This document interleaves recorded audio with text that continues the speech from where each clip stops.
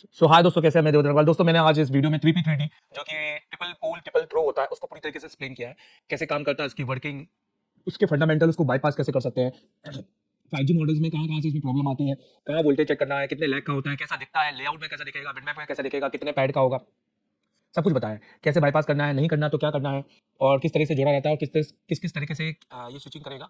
तो आप बिल्कुल ये वीडियो को पूरा देख सकते हैं। छोटा सा पार्ट है और थोड़ा बहुत नॉलेज मिलेगा। पूरा डिटेलिंग में नेटवर्क को नहीं एक्सप्लेन किया, केवल एक छोटा सा पार्ट 3P3D का ही वीडियो है, छोटा छोटा मिलकर बड़ा बनता है। तो देखिएगा, और इस वीडियो को जितना हो सकता है उतना लाइक जरूर करना। एक लाइक तो एक ही बार होगा, पर करना जरूर। Thank you very much. So hello, hi, आप देख रहे हैं आपका चैनल एसे टेलीकॉम। मैं देवेंद्र अग्रवाल। देखो, आज हम एक नेटवर्क में जनरली 5G नेटवर्क के अंदर आने वाले एक सब्जेक्ट को पढ़ रहे हैं। एक वीडियो के अंदर आपको अगर थोड़ा नॉलेज मिलता है तो एक अच्छी बात है। अगर आपको सीखने मिलता है, आपको वीडियो अच्छा लगता है, तो आप इसको पूरा अंत तक देखिएगा, तभी आपको समझ में आएगा। और इसको लाइक जरूर कीजिएगा और अपने कमेंट कीजिएगा। Thank you very much. तो देखिए, आज मैं आपको 5G नेटवर्क में आने वाला एक आईसी पढ़ाने वाला हूँ। इस आईसी को बोलते हैं हम 3P3T। इसको बोलते हैं 3 पोल 3 थ्रो, सरल भाषा में ट्रिपल पोल ट्रिपल थ्रो। अगर आपको 3P3T नहीं समझ में आए तो आप इससे पहले DP आपका DT हो, ये समझना कि बेसिकली, या SPDT। ठीक है, तो ये सिंगल पोल डबल थ्रो या डबल पोल डबल थ्रो या ट्रिपल पोल ट्रिपल थ्रो, ये होता क्या है, आपको इसकी पूरी सीरीज समझनी पड़ेगी, तो मे भी आपको समझ में आएगा। तो चलो शुरू करते हैं। 3P3T बेसिकली 5G के नेटवर्क फोनों में आता है, ये 4G में नहीं आता, ये बिल्कुल लेटेस्ट फोनों के अंदर आता है। ये आईसी कुछ इस तरह से, अगर हम बोले 17 पैड की एक आईसी होती है। और इस आईसी की हम बात करेंगे। इस आईसी का जो नंबर होता है QM11100033। इस आईसी का काम होता है जो अपने आने वाले बैंड्स होते हैं, जो अपने सिग्नल्स होते हैं, उनकी स्विचिंग करके आगे भेजना, उनको स्विच करवाना। जैसे रेल की पटरियां होती है ना, आमने सामने एक दूसरे को स्विच कराती है कि ये ट्रेन नहीं आ रही, अब ये बंद है तो उसको यहाँ से पास कर दिया, कुछ इस तरीके से। मतलब क्या है 3P3T का? 3P3T का मतलब होता है 3 पोल 3 थ्रो। मतलब इसके अंदर 3 पोल, मतलब इस तरीके से एंटीना से होते हुए 3 थ्रो, वो 3 थ्रो करेगा, जहां कहां उसको भेजना है, आईसी के साथ स्विचिंग करवाना है। और ये 3 RF कॉमन पोर्ट होते हैं। हर पोल को 3 अलग अलग RF पाथ थ्रो से जोड़ा जाता है। तो सबसे पहले कॉमन पार्ट यही होता है इसका। ठीक है, अगले हम बात करते हैं ये दिखता कैसे है। तो पहले मोटा मोटा मैं आपको बताता हूँ, फिर मैं आपको इसको बोर्ड में भी दिखाता हूँ। देखो, ये आपको ना पीसीबी में इस तरह का दिखेगा, एक बड़ा आईसी, एक आईसी के फॉर्म में दिखेगा। इसमें लैग नहीं मिलेंगे, ये पैड होते हैं जो आपको इसके अंदर मिलेंगे इस तरीके से। ठीक है, इसके पास में आपको जनरली कैप्स मिलेंगे, और इसके बाद में आपको जनरली कॉइल्स दिखने को मिलेंगे।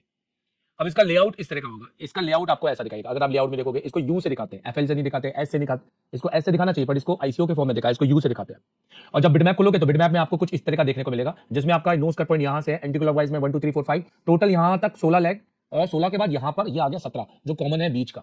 तो देखा जाए तो टोटल 17 ही लैग है। तो 3P3T कहीं पे भी आए, आपको हमेशा 16 लैग का देखने को मिलेगा। ठीक है, वीडियो हो, कॉलकॉम हो, तो ये हमेशा 16 लैग का आता है और 17 बीच में होता है। तो दिमाग में रखिएगा कि आपको आईसीओ में आइडेंटिफाई करने में आसानी जाएगी अगर आपने बिटमैप खोला है। और उसके अंदर आपको ऐसा लिखा भी होता है, जैसे इसमें देखो, यहाँ लिखा है 3P3T, ये दिखाई दे रहा है यहाँ पर।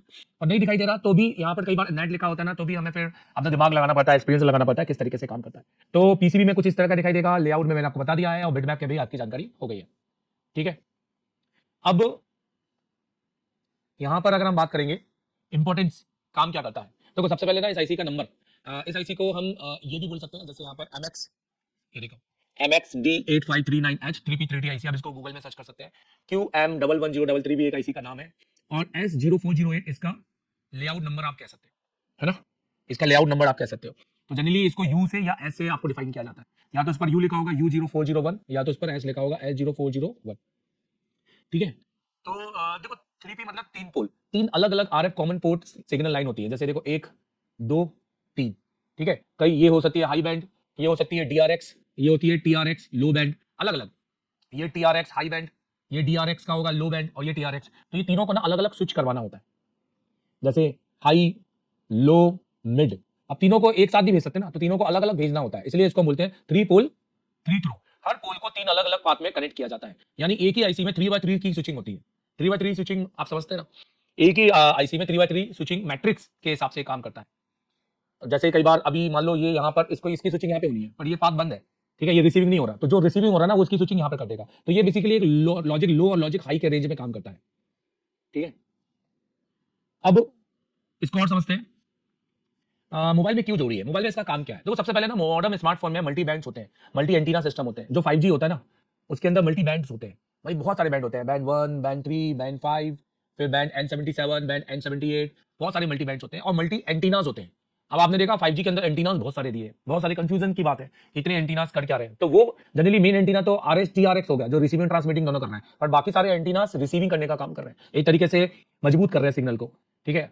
अब एक ही एंटीना को कई बार अलग अलग band pass filter, power amplifier, LNA noise से कनेक्ट करना पड़ता है ताकि उसको पावरफुल बनाया जा सके, उसको फिल्टर किया जा सके, उससे जितना भी है नॉइज हटाया जा सके। सिग्नल का भी नॉइज होता है, तो एक एंटीना को कई बार बैंड पास, बैंड फिल्टर हो गया, पीए मतलब एम्पलीफायर, फिल्टर मतलब नॉइज हटाने के लिए, और एम्पलीफायर मतलब बूस्ट करने के लिए, और ये लो नॉइज एम्पलीफायर है, कनेक्ट करना पड़ता है। 3P3T switch mobile RF design को फ्लेक्सिबल बनाता है। अब इसके अंदर बैंड 1 मतलब हाई फ्रीक्वेंसी, बैंड 2 मतलब लो फ्रीक्वेंसी, और बैंड 3 एक कॉमन बैंड होता है, या इसको हम डायवर्सिटी पार्ट में या डीआरएक्स पार्ट में यूज करते हैं, ठीक है।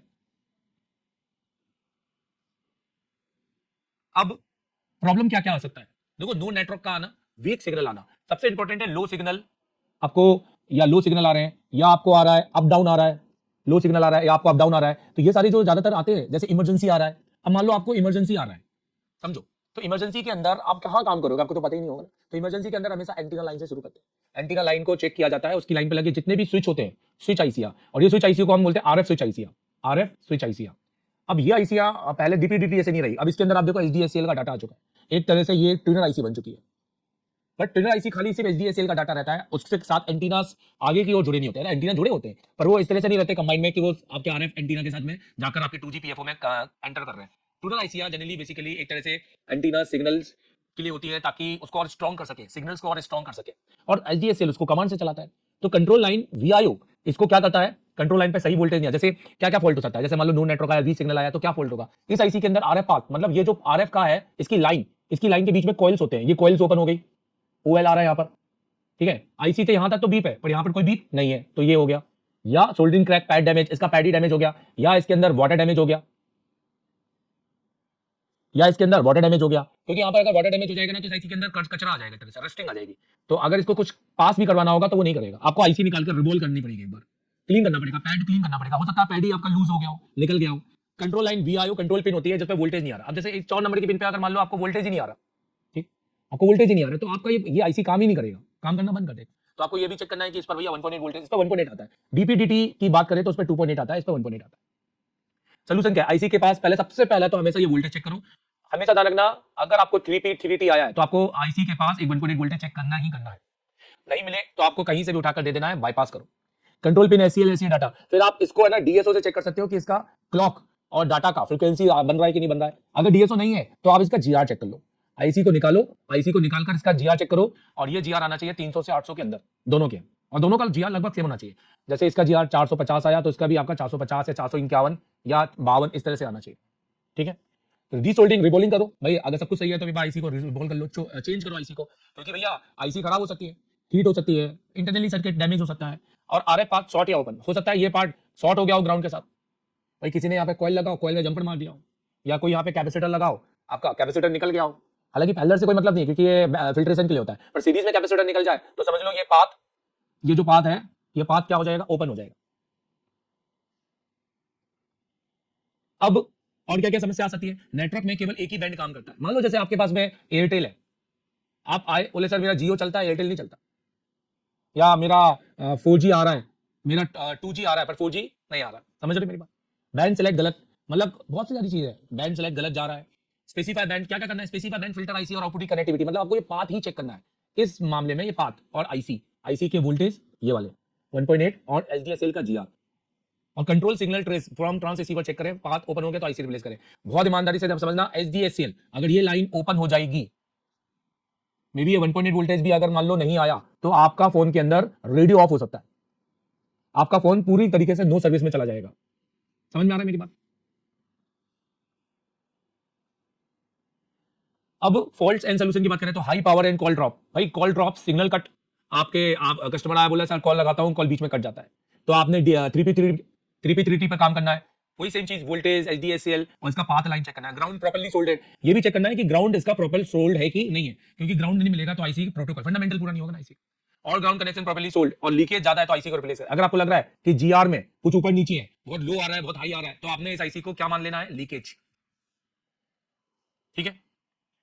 और क्या क्या फॉल्ट हो सकता है, आईसी हीट होना, अब मान लो आप थर्मल बैंक चेक कर रहे हो और आईसी हीट हो रहा है, भाई हो सकता है इसको 1.8 वोल्टेज मिला, आईसी हीट हो रहा है, मतलब आईसी लीकेज हो चुका है, जैसे फिर से आरएफ पार्ट में इंपेडेंस मिसमैच होना, आरएफ पार्ट में इंपेडेंस मिसमैच होना, आरएफ पार्ट में इंपेडेंस मिसमैच होना, मतलब किसी सेट सेम सेट आपके पास है और आपको उसमें 334 का जीआर आ रहा है, और अभी आपके पास जो सेट आया उसमें आपको 84 का जीआर आ रहा है, इतना तो ऑब्वियस है कि मिसमैच हो रहा है, इंपेडेंस मतलब value, value of IC, value of GR, ठीक है।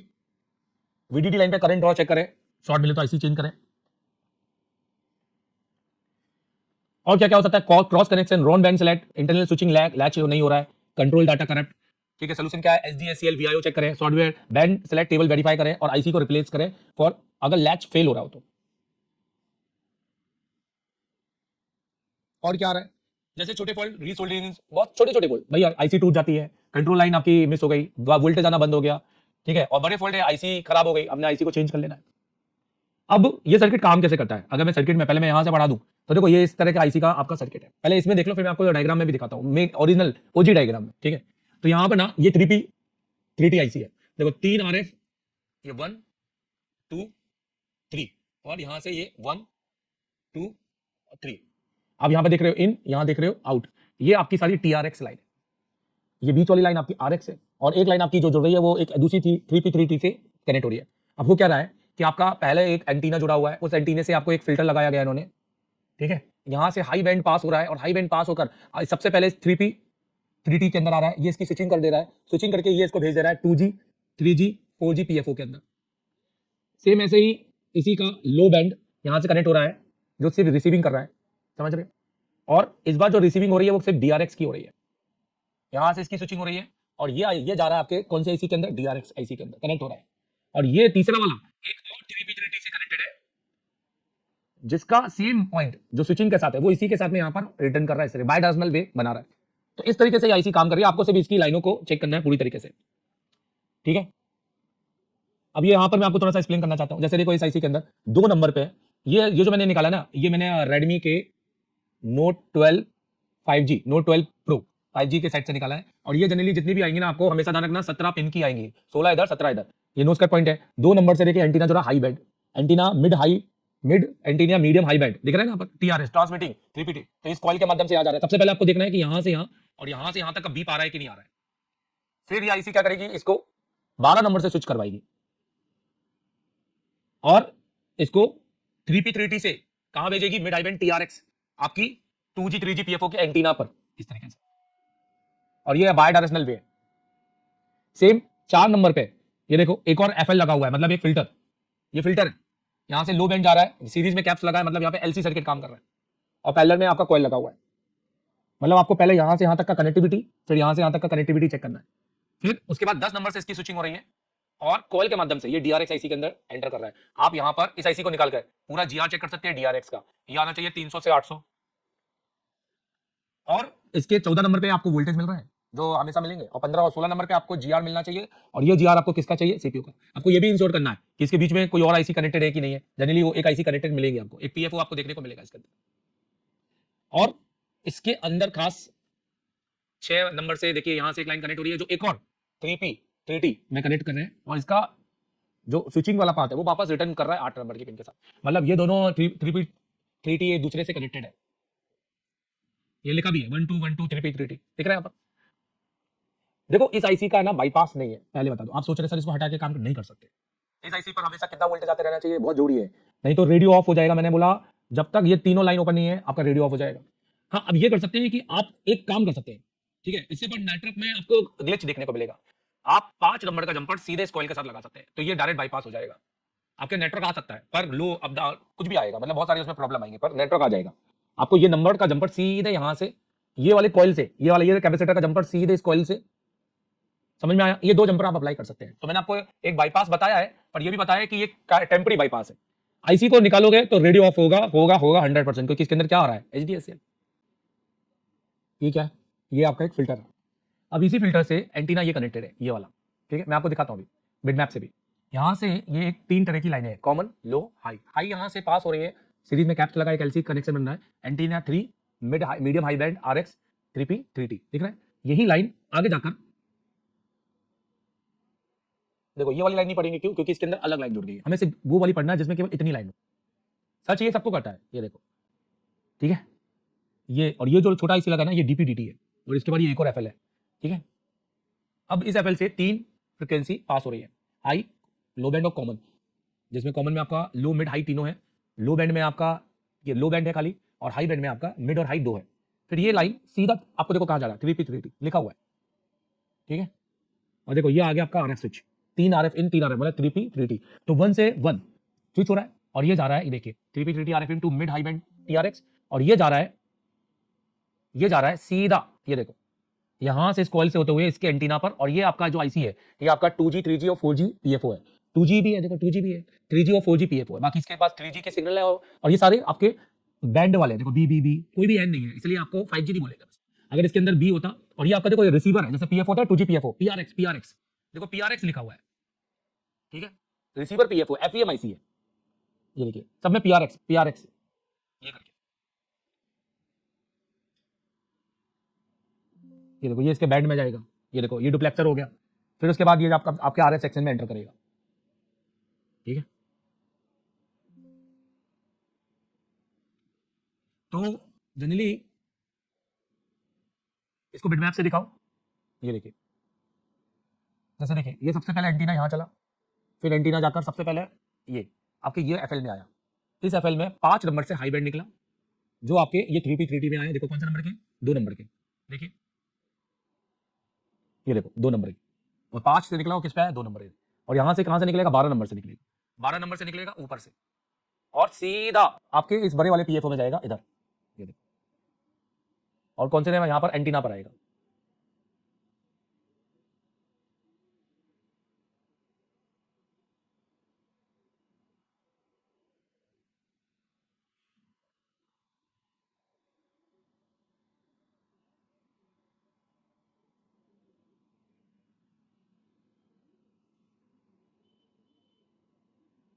देखो जो बिटमैप है ना उसके अंदर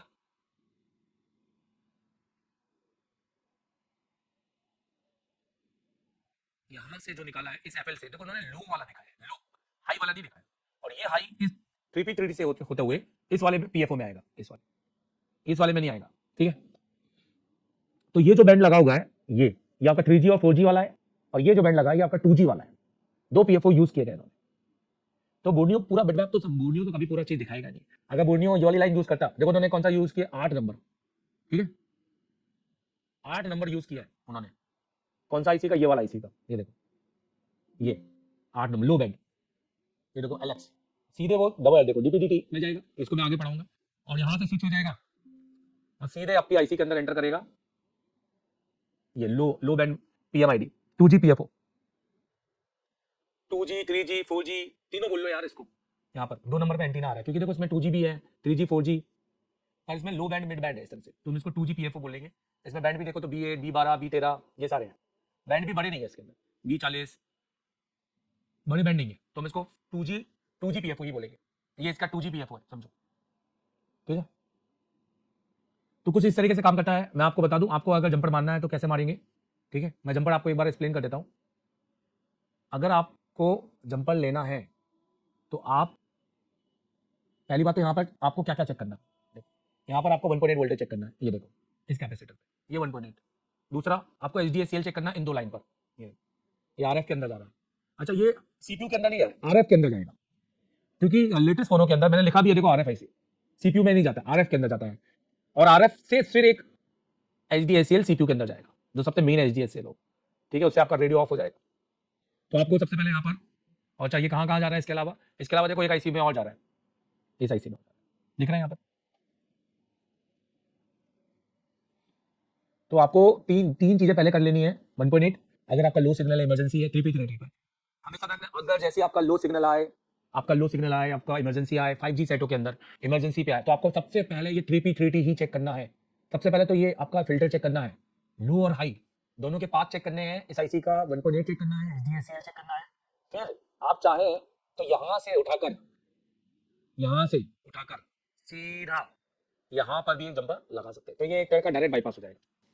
तो मैं फिर से बता रहा हूँ कि आपने देखा एक छोटा सा पार्ट था, अगर आप 3P 3T 4G PFO 5G clock band APT band pass filter DPDT DRX D100 filter dual 100 filter duplexer END CPA LNA PRX versus DRX QLNA duplexer dual duplexer HDR, अगर हम बात करें SP40 वोल्टेज और HDR के voltage और path, SPDT WTR versus HDR, ठीक है, and WTR N77, FEM, saw filter, ये सारी चीज़ें नेटवर्क का एक बड़ा पार्ट है। अगर आप इन सबको पढ़ेंगे और इन सबको बाद में जोड़ेंगे तो आपके लिए 5G काफ़ी आसान हो जाएगा।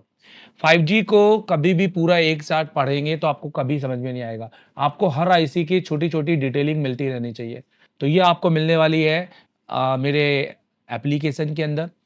आप इस एप्लीकेशन को प्ले स्टोर में जाकर ये मोबाइल रिपेयरिंग का इसको आपको इंस्टॉल करना है। इंस्टॉल करने के बाद या आपको सिर्फ फॉल्ट फाइंडिंग चाहिए तो आप मास्टर कोर्स में जा सकते हैं। इसमें जाने के बाद आप देखिए इसमें टोटल जो वीडियो हैं वो 2000 से ऊपर वीडियो हैं, जिसमें 1500 से ऊपर वीडियो केवल आपको हार्डवेयर में है, जिसके अंदर आपको चैप्टर वाइज दिया है। आप इसको चैप्टर के हिसाब से पढ़िएगा तो ही समझ में आएगा, कहीं से भी उठा के पढ़ेंगे तो समझ में नहीं आएगा। और इसमें मेरी ऑफलाइन क्लासेस तो हैं ही, ये देखिए जैसे ये मेरी ऑफलाइन क्लासेस हैं। बताओ बहुत अब गया और तो ओके है, नहीं मिलता तो ये आ गया। तो यहाँ पर तो ये मेरी ऑफलाइन क्लासेस हैं, ये आप देख सकते हैं। और अब यही नहीं, केवल आने वाली अगले 11 महीने की क्लासेस भी मैं इसमें अपलोड करूंगा, तो वो भी आप देख सकते हैं। प्लस मैं जो ऑफलाइन में पढ़ाता हूँ वो भी आप देख सकते हैं, ऐसे एसएमटी ट्रांजिस्टर हो गए, मॉसफेट हो गए, इनकी वर्किंग, इनका फ्लो। को खाली ठीक है। तो ये भी आप बिल्कुल अच्छे से सीख सकते हैं। ये देखिए देखकर क्या समझ में आता है, क्या जा सकता है। ये बहुत कम करंट और ज्यादा करंट को, ठीक है, टेस्टिंग के साथ सब कुछ बताया है यहाँ पर। ये देखिए थ्योरी प्रैक्टिकल। और ये ट्रांजिस्टर इसके ऊपर जो लिखा हुआ है कोडिंग चीज समझ, सबसे पहले हमेशा रखना जब भी आप इस ट्रांजिस्टर को सीधा करो तो आपको ये जो मैं पढ़ा रहा हूँ नेटवर्क, अभी आपको ये कहाँ देखने को मिलेगा? अभी इसको मैं एक हफ्ते के अंदर पूरा की पूरा अपलोड कर दूंगा। ये आपको मिलेगा नेटवर्क देखने को, एडवांस नेटवर्क सर्किट में। यहाँ पर अलग से एक फोल्डर बनाऊंगा जिसमें आपको ये पूरे के पूरे सारे इकट्ठे मैं डालूंगा। इसके अलावा आप मेरा जो क्लास का वो तो देख ही सकते हैं और उससे तो बहुत कुछ सीख सकते हैं जो क्लास में पढ़ाता हूँ, ठीक है। प्लस यहाँ पर आपको 4G, यहाँ पर आपको 5G और यहाँ पर 5G नेटवर्क और सैमसंग PFO मिल जाएगा। तो ये आप इसको खरीद सकते हैं। अगर आपको इसको खरीदना है तो मैं आपको एक ऑफ़र देना चाहूँगा। उस ऑफ़र पे आपने आप इस नंबर पे, ठीक है, अगर आप इसको खरीदते हैं आगे इस नंबर पे आप मैसेज और इस नंबर पे आप मैसेज करें, ये हमारी टीम का नंबर है, मैसेज करेंगे और या कॉल करें। आप इनसे पूरी डिटेलिंग ले सकते हैं और आप इनसे 15% का डिस्काउंट कोड ले सकते हैं। पर आपको स्क्रीनशॉट देना पड़ेगा जो आप ये वीडियो दे रहे हो, तो ही वो आपको 50% का डिस्काउंट कोड देंगे। तो आपको ये कोर्स मैं दे दूंगा 15% के डिस्काउंट पे, अगर आप इसको ये वीडियो देख के परचेस कर रहे हैं तो। सिर्फ ये वीडियो, अगर आप बोलेंगे मुझे 15% चाहिए तो वो बोलेंगे आप 15% वैसे नहीं मिलता है। आपको सिर्फ बोलना पड़ेगा सर के वीडियो में सर ने बोला है मुझे 15% का डिस्काउंट कोड चाहिए, तो आप बिल्कुल ले सकते हैं। तो अगर आप ये जो नंबर देख रहे हैं इस पे आपको 10, आप इसको कॉल कर सकते हैं, हमारे टीम मेंबर का नंबर है। आपको यहाँ पर 10% का डिस्काउंट ये दे देंगे। आपको इसका ये वीडियो, जो भी वीडियो देख रहे हैं आप, उसका आपको एक स्क्रीनशॉट डालना पड़ेगा और आपको वीडियो के नीचे कमेंट भी करना पड़ेगा, एक अच्छा कमेंट करना पड़ेगा और वीडियो को शेयर करना पड़ेगा। आप वीडियो को शेयर करेंगे, अच्छा कमेंट करेंगे, फिर आपको ये जो कोर्स है हम आपको इसमें 10% डिस्काउंट दे देंगे ऑनवर्ड, ठीक है। आपको 10% डिस्काउंट मिल जाएगा। आपको कमेंट का और शेयर का आपको स्क्रीनशॉट शेयर करना है ये नंबर पे, ठीक है। आपको ये नंबर पे आपको शेयर करना है, ये नंबर आप नोट कर लेना। और अगर आपको एप्लीकेशन खोलने में या एप्लीकेशन लॉगिन करने में कोई भी दिक्कत जा रही है तो ये नंबर पे हेल्प हो जाएगी। कॉल कीजिए या मैसेज कीजिए। कोशिश करें कॉल लगा लीजिए तो ज़्यादा अच्छा है। मान लो 2 बार नहीं उठाया तो आप सुबह नहीं उठाया तो दोपहर में लगा लीजिए, शाम को लगा लीजिए, ठीक है। और तो ये आपको हेल्प हो जाएगी। आप इसकी वर्किंग डे में इसको कॉल, और ध्यान रखना कॉल आपको वर्किंग टाइम पे लगाना है, मतलब सुबह 11 बजे से शाम के 6 बजे तक, ठीक है। रात में नहीं लगाना है, सुबह नहीं लगाना है, ये वर्किंग टाइम पे ही लगाना है, सुबह 11 से शाम के 6 बजे तक।